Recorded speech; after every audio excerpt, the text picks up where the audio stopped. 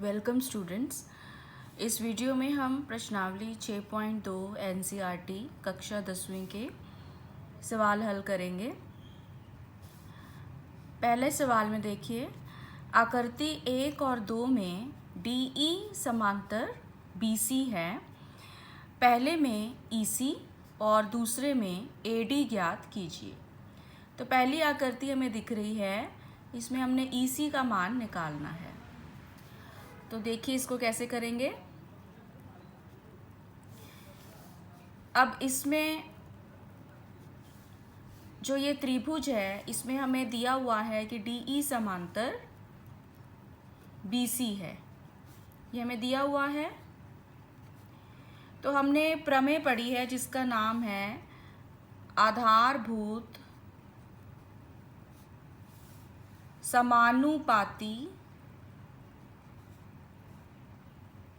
समानुपातिकता प्रमेय। ये प्रमेय 6.1 एनसीईआरटी में है जिसका नाम है आधारभूत समानुपातिकता प्रमेय। अब इसके द्वारा त्रिभुज एबीसी में अब हमें डीई समांतर बीसी दिया है, तो इस प्रमेय के द्वारा जो ये रेखा डीई है वो बाकी दोनों भुजाओं को समान अनुपात में विभाजित करेगी। क्योंकि डीई एक भुजा के समांतर है तो वो बाकी दोनों भुजाओं को समान अनुपात में विभाजित करेगी। तो एडी बराबर डीबी किसके बराबर होना चाहिए? एई बराबर ईसी के। तो यहाँ से हमारे पास आ जाता है एडी का मान हमें दिया है 1.5 सेंटीमीटर, डीबी का 3, एई का 1 और ईसी का हमें निकालना है। तो इसको हम क्रॉस मल्टीप्लाई कर सकते हैं। तो ईसी का मान कितना आ जाएगा, यहाँ से ईसी को इधर ले जाएंगे, 1.5 को नीचे, तो 3/1.5। या आप दोनों तरफ व्युत्क्रम भी ले सकते हो इसमें। तो यहाँ से हमारे पास आ गया 2 सेंटीमीटर। तो ईसी का मान आ गया 2 सेंटीमीटर।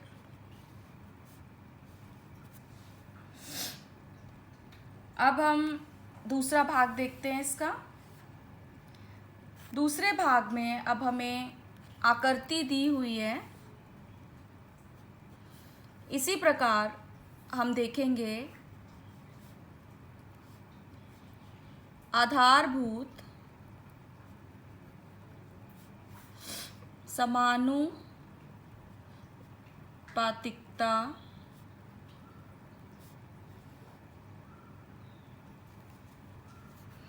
प्रमेय द्वारा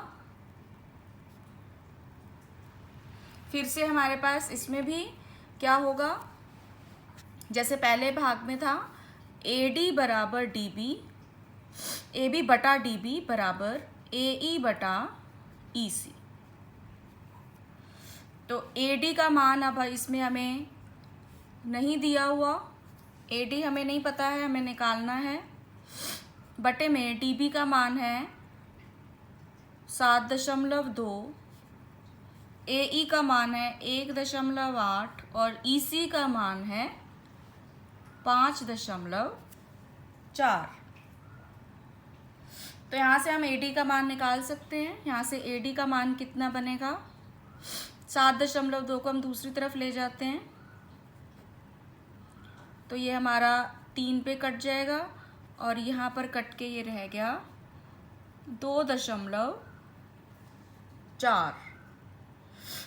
2.4 सेंटीमीटर। तो हमारा उत्तर क्या आ गया, एडी बराबर 2.4 सेंटीमीटर। तो ये हमारा दूसरा भाग था। तो इसके साथ पहला सवाल समाप्त हो जाता है। अब अगला सवाल देखो, इसका दूसरे सवाल में अब हमें दिया है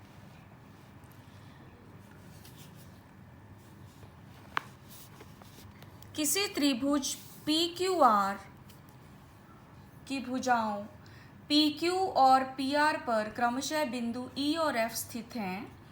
निम्नलिखित में से प्रत्येक स्थिति के लिए बताइए कि क्या EF समांतर QR है। अब इस सवाल में हमें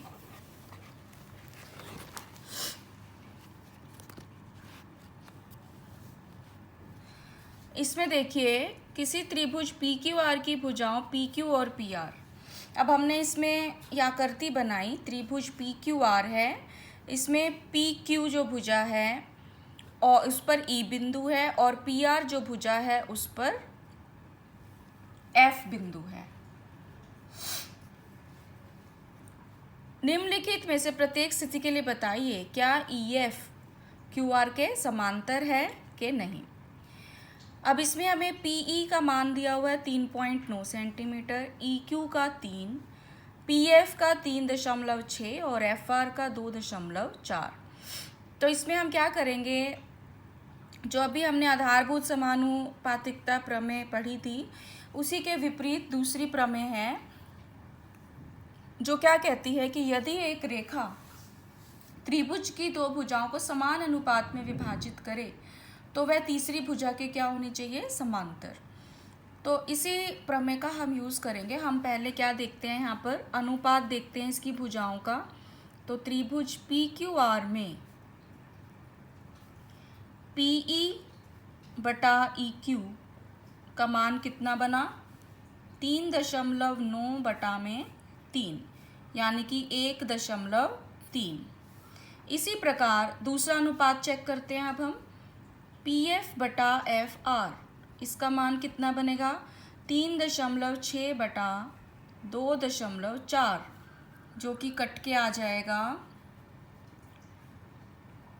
1.5।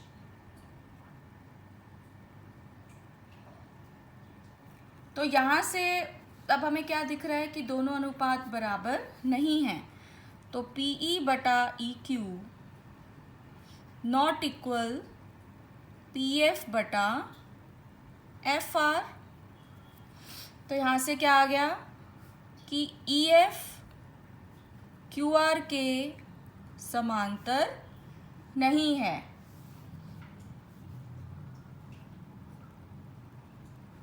ब्रैकेट में हम लिख सकते हैं इसका उत्तर नहीं। तो ये पहला भाग था। इसी प्रकार इसका दूसरा भाग देखो। अब दूसरे भाग में अब हमें PE का मान दिया है 4, EQ का 4.5, PF का 8 और FR का 9। तो त्रिभुज PQR में फिर से देखिए, PE बटा EQ किसके बराबर होगा, 4 बटा 4.5, जिसको हम सॉल्व कर लेते हैं तो 40 बटा 45 आ गया, और 5 पे काटेंगे तो आ गया 8 बटा 9। इसी प्रकार PF बटा FR वो भी कितना है, 8 बटा 9। तो यहाँ पर हमारे पास क्या आ जाता है, PE बटा EQ बराबर PF बटा FR, दोनों अनुपात बराबर हैं इसमें। तो यहाँ से हमारे पास आ गया कि EF जो है वो QR के यानी कि तीसरी भुजा के समांतर है, क्योंकि इसमें हमारा जो भुजाओं का अनुपात है वो बराबर आ रहा है। EF दो भुजाओं को समान अनुपात में काट रही है, तो तीसरी भुजा के समांतर होगी। तो आइए अब इसका तीसरा भाग देखते हैं।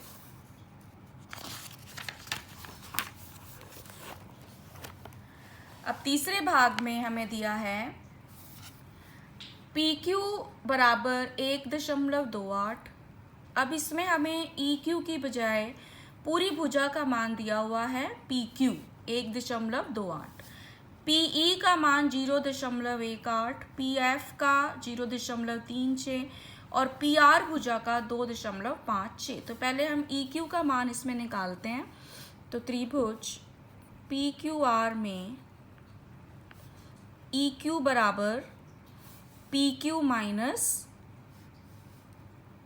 पीई। तो PQ है 1.28 माइनस PE कितना है 0.18। तो घटा दो तो ये आ गया 1.10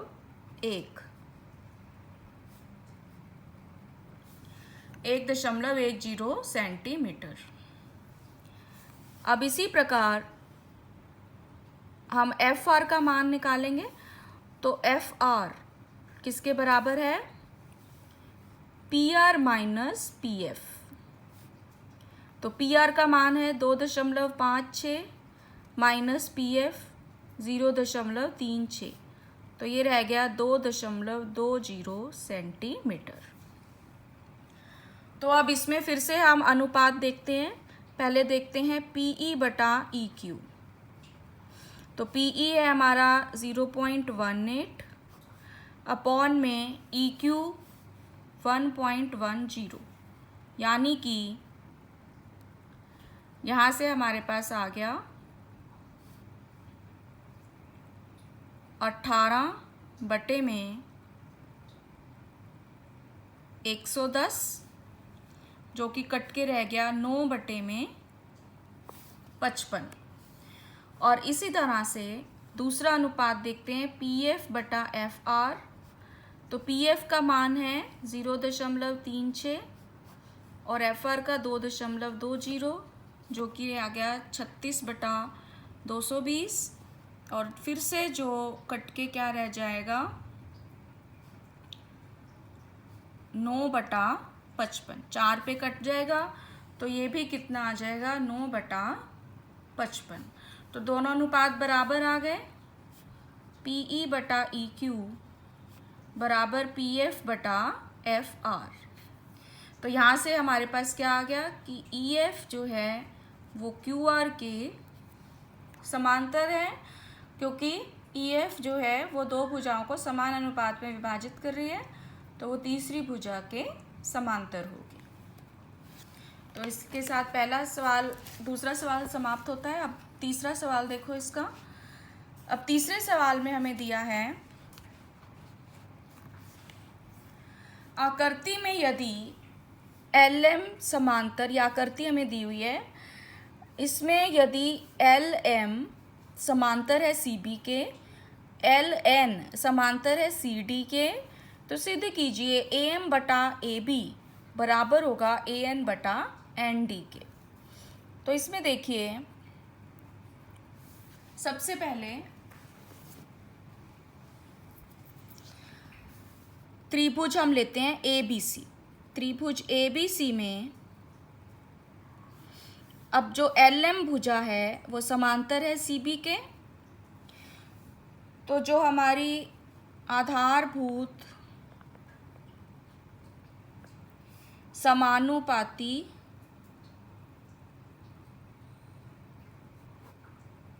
समानुपातिकता प्रमेय द्वारा, जिसका नाम आधारभूत समानुपातिकता प्रमेय है, उस द्वारा, प्रमेय 6.1 NCERT की, तो उस द्वारा क्या होगा AM बटा MB, जो ये अनुपात हैं AM और MB, वो किसके बराबर होंगे AL बटा LC के। इसको हम पहला समीकरण ले लेते हैं। अब देखिए, अब दूसरा त्रिभुज जो है, त्रिभुज ADC में अब कौन सी भुजा समांतर है, LN समांतर CD, ये हमें दिया हुआ है।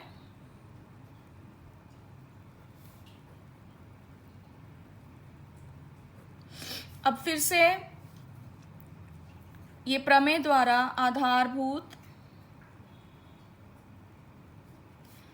समानुपातिकता